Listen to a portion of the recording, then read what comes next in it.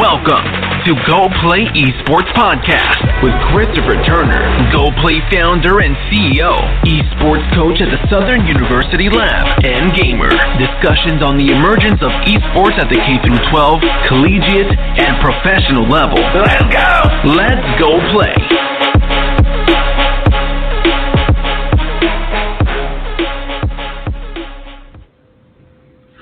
Hi, this is your host, Christopher Turner. This is another episode of Go Play Esports Podcast. We're at it again. We back to the swing of things here at Go Play Esports. And, today is not going to be any different. Same spiel from your host. It's not going to be any different. We always have a guest. We will continue to have guests. That's the format of the show, people. But let's get to the art of business.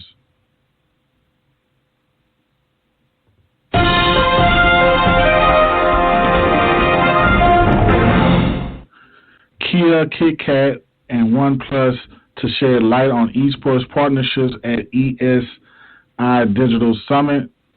The ESI Digital Summit is just a day away, providing insight into esports industries and attendees in the comfort of their own homes, as well as hosting panels on emerging trends, pressing topics, and debate subjects.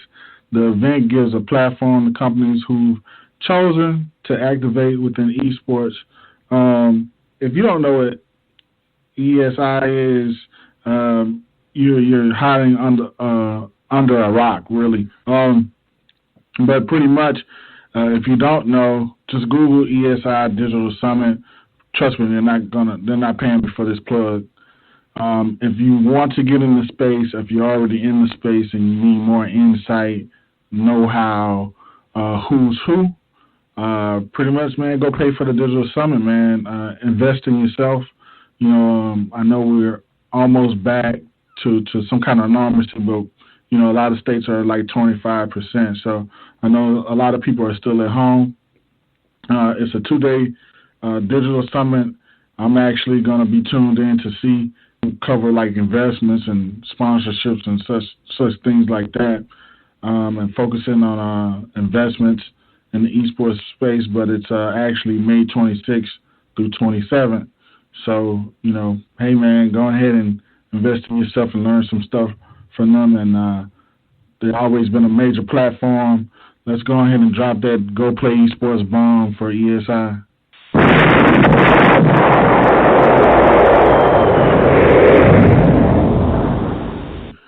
All right, rolling along, man. Like I said, keeping with the order of things here, Go Play Esports. He's an esports and entertainment attorney in New York City. He works with professional gamers, coaches, and streamers, with contract negotiations, tax, legal matters. He's done deals with, Tier 1 and Tier 2 organizations, including Overwatch League, Call of Duty, Pro-Am League professionals, gaming agreements. He's heavily on Twitter and LinkedIn, which I feel like all professionals should be. Without further ado, let's give a round of applause for Justin Jacobson, Attorney. How you doing, Justin? I'm great. I got to wait for my applause to end, but, thanks for having me. Not a problem at all. So we're going to get right to it, man. I'm really curious. I want to hear your background, Justin, before we get into the whole esports bill. If you want to take a few minutes and kind of give a background of yourself and tell us who you are. So, as you mentioned, I'm an entertainment and esports attorney in New York City. I work with professional athletes, musicians, fashion designers, and really all creative people. And I've been doing that for about a decade. And about 4 years ago, I really kind of identified the gaming esports space as something that was definitely growing and didn't really have as many professionals, especially with the entertainment and sports background that I had in the space.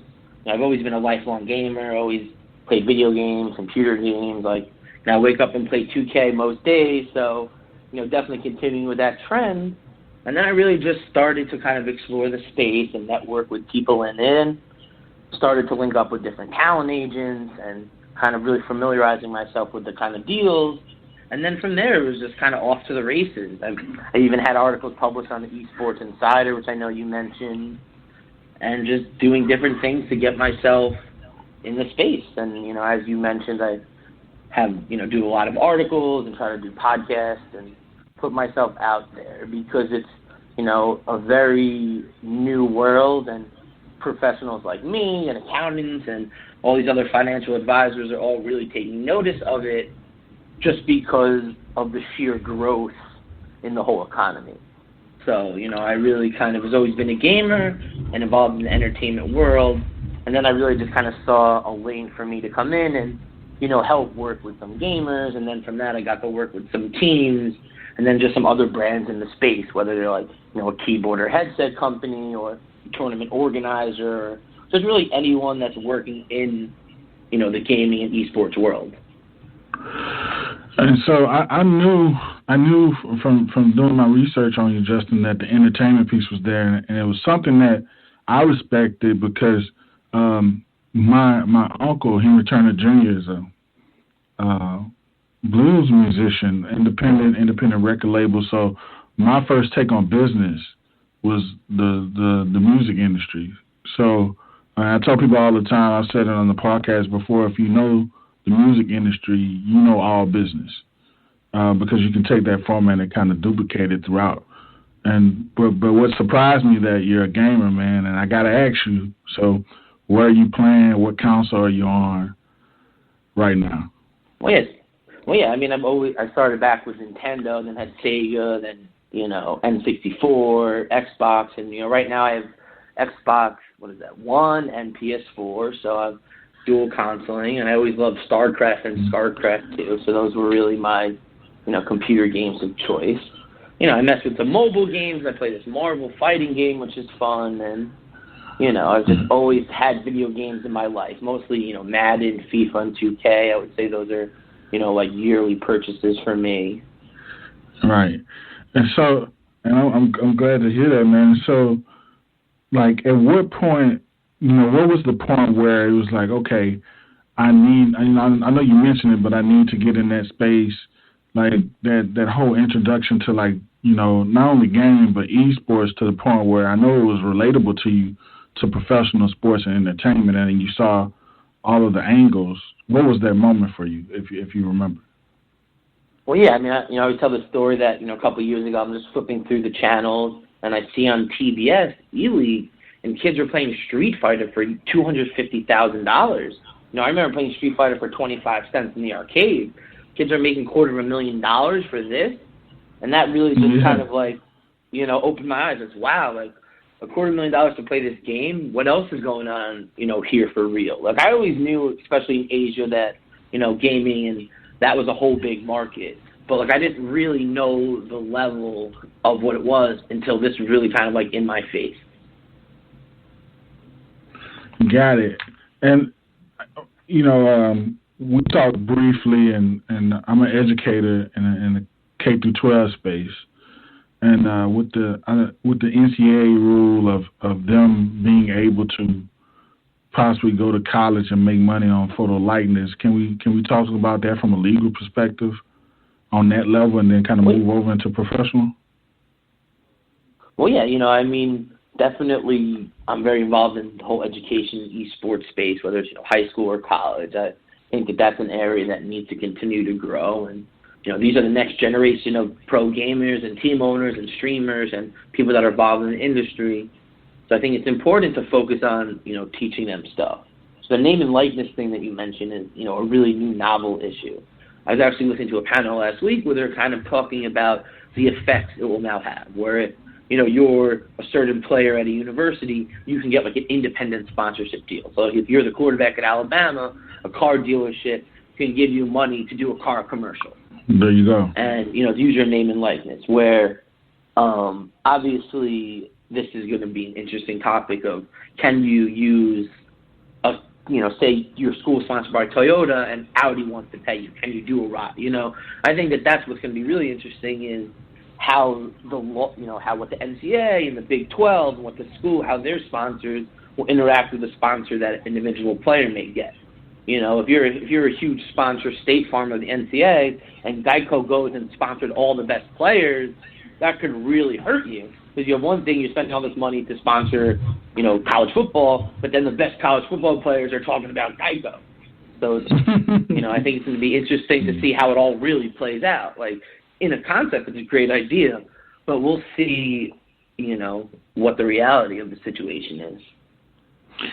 Yeah, and another question I have for you, as far as like, you know, let's say I'm a senior, or I'm getting ready to graduate college, and I have my platform, I have my followers built, or I'm a high school senior, and I'm building my platform up. I'm gaining those followers and numbers and streams and visits. What necessary paperwork should I be looking towards to filing, as far as, you know, username and likeness? Like, what should I be able to get done through the legal process to protect myself, like, moving into the future? Well, yeah, I mean, I think that if, you know, you're trying to approach this as though it's going to be a business, whether it's your main source of income or, you know, just a side hustle, there's options of, you know, creating a business entity, whether it's a corporation or LLC, and that way you can operate from this entity, you can get all kinds of relevant deductions, and you can really kind of take the money you're investing into your career and kind of build from there. And then in terms of actually protecting your, you know, your likeness and your name, you could actually get a trademark for your gamer tag. So that's what a lot of the bigger players are doing, whether you're Ninja or Shroud or Dr. Disrespect, or just, you know, some of the bigger gamers. They're starting to trademark their actual gamer tag and maybe their logo, if they have a cool logo, like, you know, Ninja headband logo, and, you know, just maybe the way his name is spelled. So people are kind of getting trademarks to protect these for different classes. So they protect you if maybe you're having a merch line, or if you're doing mouse pads and keyboards that are branded under yourself, or, you know, just for actually being an entertainer. The same way a musician or a DJ or a band trademarks their name for live performances or for records or, you know, CDs or whatever else they're doing, a gamer or a content creator or a streamer can do the same. And I'm totally on board and totally get what you're saying, Justin. Now, I want to kind of go into, you know, as far as you mentioned, you know, starting a corporation, can you kind of go into a little detail about, you know, how much that protects the individual? And then let's kind of get into partnerships after you answer that question. Well, yes, I mean, you know, there's different kinds of business entities, whether they're corporations, limited liability companies, LLPs, limited liability partnerships. And what they really do is this is actually like a standalone entity, you know, Justin Incorporated, Justin LLC, that exists and operates your business. And you as a person, Justin Jacobson, actually owns the corporation. And what this corporation does is it kind of protects whatever assets me, Justin Jacobson, might own. So if I have cars or stocks or bank accounts in my name, those would be kind of shielded for any operations that I do through my entity. So obviously it's important that if, say, you're entering, you know, a deal with an esports team or a brand or renting a venue or participating in a tournament, that the party that's actually signing the deal is your corporation. That's the company that the deal is with. On behalf of you, the individual, not directly with you, the individual.